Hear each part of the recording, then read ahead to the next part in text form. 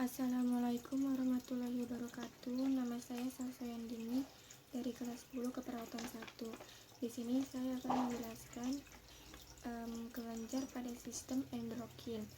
Pengertiannya yaitu suatu sistem kontrol pada organ lain yang dilakukan oleh hormon yang tersirkulasi oleh aliran darah. Fungsi dari hormon yaitu mengatur, mengontrol fungsi organ, memacu pertumbuhan, dan juga metabolisme. Untuk kelenjarnya yaitu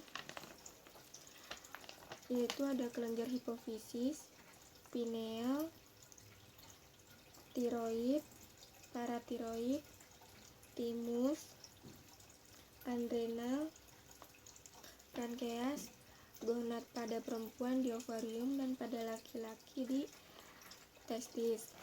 Jika diperbesar maka bentuknya seperti ini. Yaitu yang pertama kelenjar hipofisis. Ini terletak di dalam otak. Terdiri dari bagian dua lobus, yaitu lobus depan atau anterior dan lobus belakang atau posterior. Lobus anterior akan menghasilkan hormon STH, TSA, prolaktin, ACTH, GnRH, dan MSH. Hormon STH berfungsi untuk memacu pertumbuhan hormon tiroid. Lalu TSH berfungsi merangsang atau menstimulasi pengeluaran kelenjar tiroid. Lalu hormon prolaktin berfungsi sekresiasi ACTH untuk mengendalikan pengeluaran hormon pada kelenjar suprarenal. Lalu GnRH menghasilkan hormon FSH dan LH. FSH yaitu hormon untuk pematangan folikel di dalam ovarium dan untuk proses pembentukan spermatogenesis. LH yaitu mengendalikan hormon estrogen dan progesteron. Lalu MSH yaitu mempengaruhi warna kulit. Lalu kelenjar pineal yaitu akan menghasilkan hormon melatonin, di mana hormon ini sekresinya diatur oleh sinar matahari. Lalu kelenjar tiroid letaknya di leher bagian bawah, yaitu akan menghasilkan hormon tiroksin dan H-kalsitonin, di mana untuk hormon tiroksin ini berfungsi membantu proses pertumbuhan, kalau kalsitonin untuk mengurangi kadar kalsium yang berlebihan di dalam darah. Lalu di tiroid ini ada titik 4. Titik 4 yaitu kelenjar paratiroid, itu menghasilkan hormon paratormon, yaitu mengatur kadar kalsium dalam darah, yaitu dengan cara meningkatkan kadar kalsium dalam darah. Lalu kelenjar timus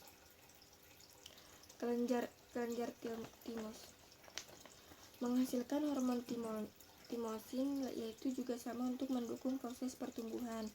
Lalu kelenjar suprarenal dibagi menjadi 2 bagian, konteks luar, medula dalam. Untuk konteks menghasilkan 3 hormon, yaitu mineral kortikoid, glukokortikoid, dan androgen.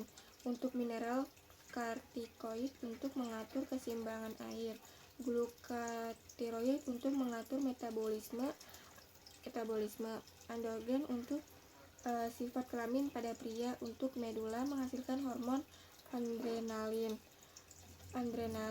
Kalau adrenalin berfungsi untuk meningkatkan tekanan darah. Kalau non-adrenalin itu untuk menurunkan tekanan darah. Lalu kelenjar pankreas